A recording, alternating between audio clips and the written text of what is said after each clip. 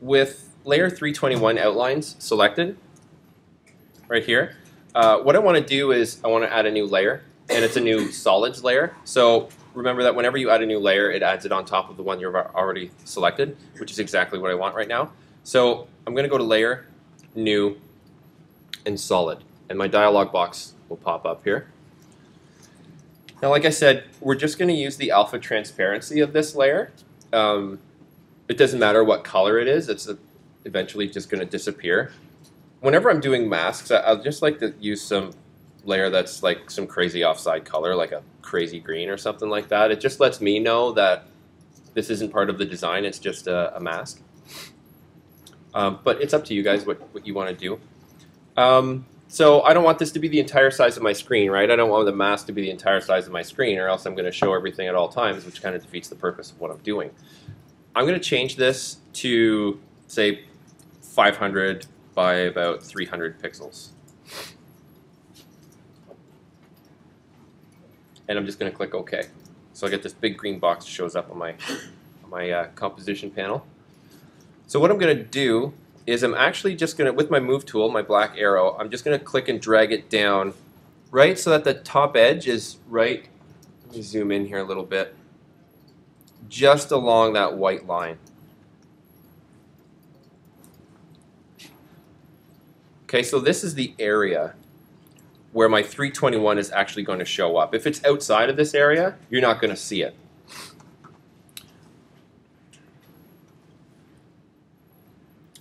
So what I need to do now is I actually need to tell the words, the layer that the words are on, it actually shapes, that I want to use this solid layer as my mask, basically. So go ahead and click on your 321 outlines layer.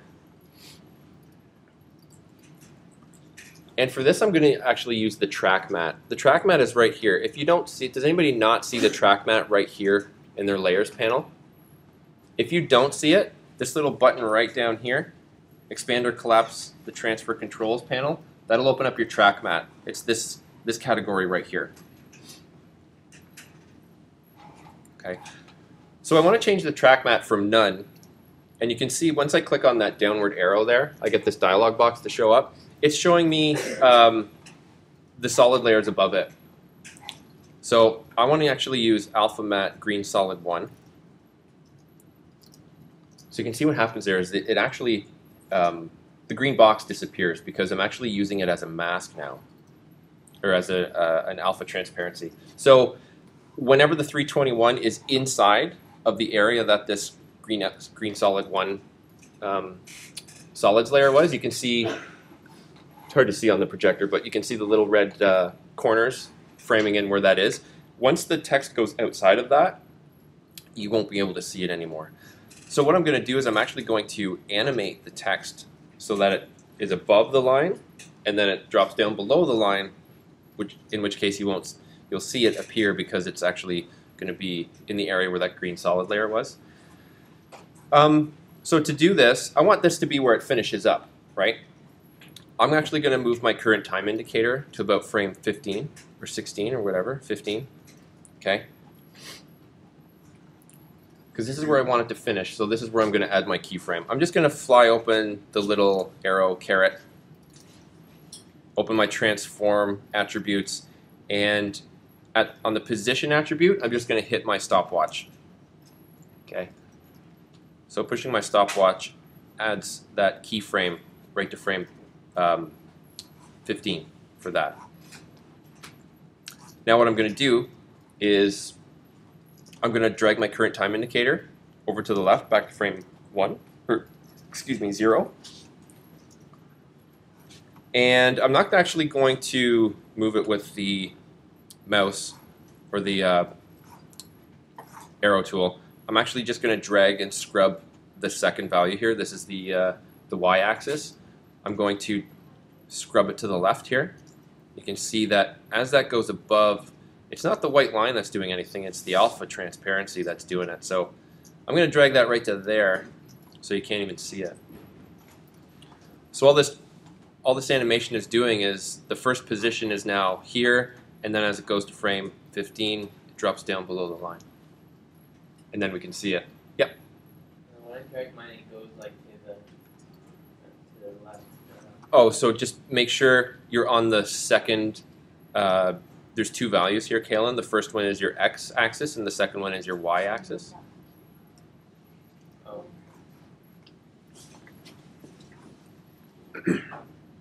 Okay, so that was easy enough. So we're just going to actually duplicate that. Well, not with Command D, but we're going to do that again for the other text.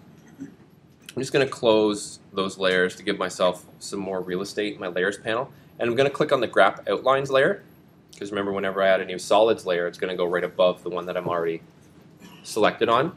So with the graph outlines layer selected, again, go up under layer, new, solids, or hit Command Y, that's your keyboard shortcut. And all this information is fine. It's the same as before, which is okay. So I'm going to click OK. Now the position of this isn't exactly where I want, so I'm going to do the opposite. I'm actually going to, with my arrow tool, just move this down so that it just kind of overlaps that white a little tiny bit right there. My 3, 2, 1 is not showing in front of this layer. It's not showing up. It's not showing up in front of the green layer like yours is showing. Mine's like behind it. Oh, so just make sure that your track mat is set to alpha on the 3, 2, 1 outlines layer. Yeah. Okay. Oh. No. No.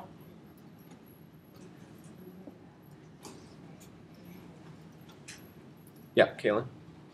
Mine is set to alpha on the Okay. outline layer, but it's not showing up in front of it. Did you created your solids layer? I think so.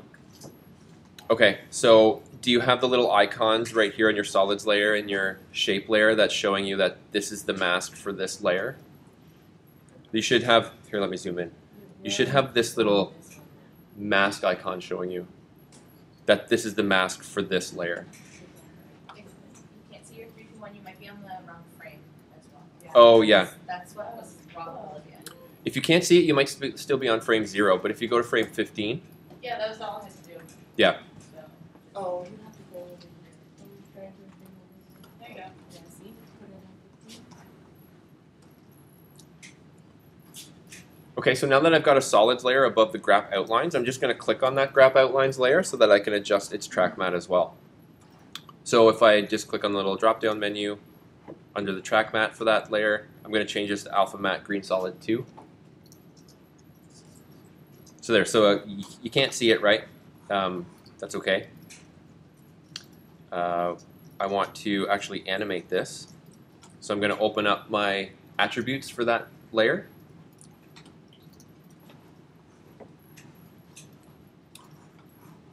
Oh, geez, sorry. I moved my track mat to the wrong side of the line for this. It needs to be above. Sorry, guys. So just go back and click on your green solids 2, and you can actually, with your arrow tool, just drag it above the line. And before we go any further, just make sure to reselect your graph outlines layer so that we can adjust its position. Now, this is, again, where I want it to finish up. So on my position attribute, I'm just going to hit my stopwatch to add a keyframe.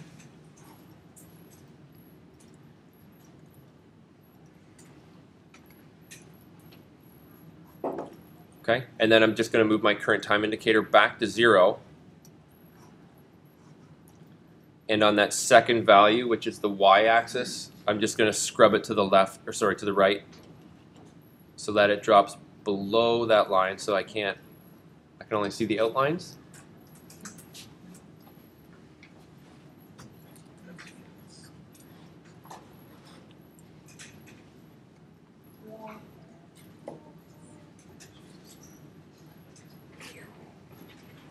Okay, so if you scrub your timeline or your current time indicator now, you get this happening. You could even try just hitting the spacebar to see what happens there. It's all right. It's quite linear and robotic. It's not very human-like. Things don't really move like that. So let's play around with some with our graph editor and some eases and things like that.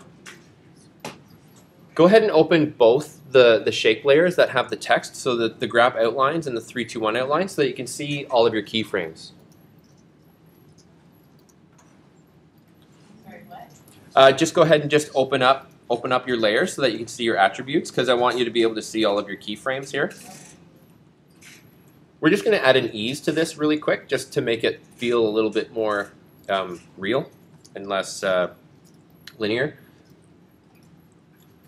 So if you can see all your keyframes, I'm just literally going to, with my arrow tool, just click and drag a box over top of them, like a lasso, to select all of them. Okay. I'm going to hold Control, or right click, so I get this dialog box to show up. And under the Frame Assistant, which is your last drop-down menu, yep. Yeah. My thing won't. The 321 doesn't disappear. So What frame are you on, Kaylin?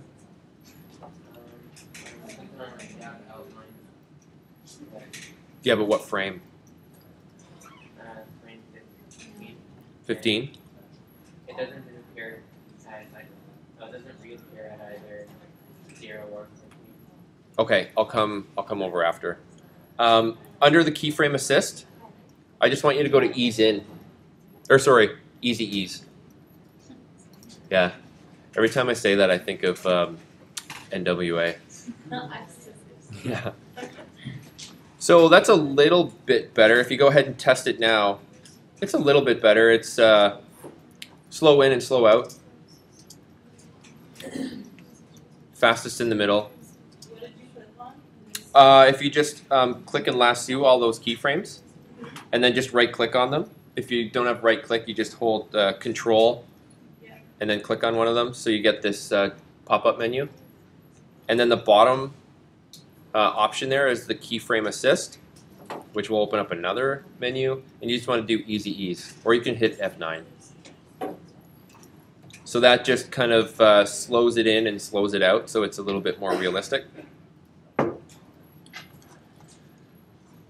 One other thing I want to do, I just like playing with the graph editor. It's fun. With those 4 keyframes selected, go ahead and open up your graph editor. So we've got this really big kind of, you can see it's easing in and then easing out to slowly come to a stop. I'm just going to click here. Let me zoom in. I'm going to do the same thing here. I'm going to click and lasso all those anchor points. And I'll get my Bezier curves to show up here, which are these little yellow anchors. I'm just going to grab this one here. I'm just going to drag it a little bit to the left, so I get this. It speeds in, and then it slows down longer than it speeds in.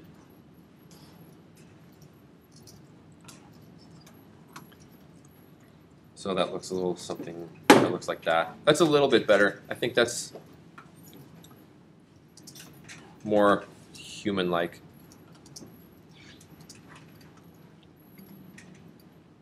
Anybody have any questions? That's it. That's all I wanted to show you right now.